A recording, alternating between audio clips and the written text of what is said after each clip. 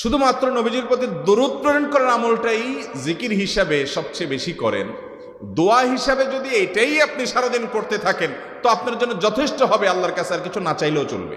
দুরুদ মানে হলো নবীজির জন্য দোয়া করা। ভাই, আল্লাহ তার হাবিবকে রহম করবেন, আপনার আমার দোয়ার দিকে আল্লাহর তাকানোর কোনো ঠেকা আছে? নবীজি কি আমাদের দোয়ার কোনো মুখাপেক্ষী?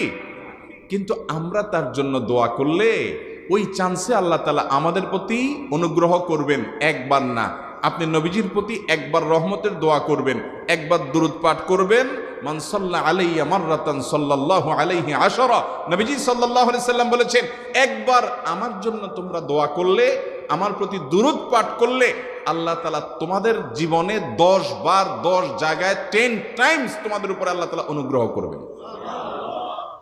আপনি টেরও পাবেন না কত জায়গায় আল্লাহ অনুগ্রহ করেছেন, আল্লাহ বাঁচাই দিয়েছেন, একটুর জন্য শেষ হয়ে যান নাই। ওই যে দুরূদ পড়ছেন,